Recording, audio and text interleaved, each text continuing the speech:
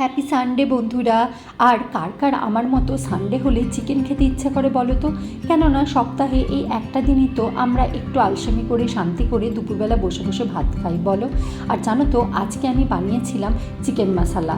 আর chicken মশলাটায় যেহেতু আমি আলু দিইনি, সেজন্য মনে হলো চিকেনটা খাবো আলু ছাড়া, তাই ঝট করে একটু আলু সিদ্ধ করে জিরে আর শুকনো লঙ্কা ফোড়ন দিয়ে মেখে নিলাম। সে আফটারঅল তো বাঙালি বলো, আলু ছাড়া চিকেন আমাদের একদম ভাল লাগে না।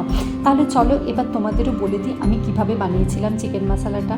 চিকেনটা ভালো করে ধুয়ে পরিষ্কার করে নিয়েছি।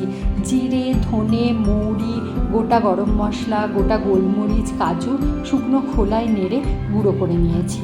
কড়াতে সর্ষের তেল গরম করে পেঁয়াজ কুচি দিয়েছি। পেঁয়াজটা বেশ লাল লাল করে ভেজে নিয়ে ওর মধ্যে দিয়েছি আদা, রসুন, কাঁচা লঙ্কার পেস্ট, নুন, হলুদ। তোমরা কিন্তু এখানে লঙ্কা গুঁড়ো দিও। আমি যেহেতু আমার আগের অনেক রান্নাতেই বলেছি আমার বাড়িতে কেউ লঙ্কা গুঁড়ো খায় না, সেজন্য আমি লঙ্কা গুঁড়ো দিইনি। এরপর দিয়েছি টমেটো পিউরি। টমেটো পিউরি দিয়ে মশলাটা যতক্ষণ কষানো হচ্ছে, তার মধ্যে আমি এখানে টক দইয়ের মধ্যে ভাজা মশলাটা দিয়ে ভালো করে মিশিয়ে নিয়েছি। এদিকে দেখো আমার মশলা কিন্তু বেশ ভালো মতো কষানো হয়ে গেছে। এবার এর মধ্যে আমি চিকেনটা দিয়ে গ্যাসটা সিমে করে আরও বেশ কিছুক্ষণ কষিয়ে নিয়েছি। তারপর দিয়ে দিয়েছি দইয়ের মিশ্রণ। দইয়ের মিশ্রণটা দিয়ে কিন্তু আরও কিছুক্ষণ কষিয়েছি। আর এই সমস্তটাতে আমার গ্যাসটা কিন্তু একদম সিমে করা ছিল। এরপর আমি এর মধ্যে দিয়ে দিয়েছি গরম জল। তারপর আমি ঢাকা দিয়ে দিয়েছি।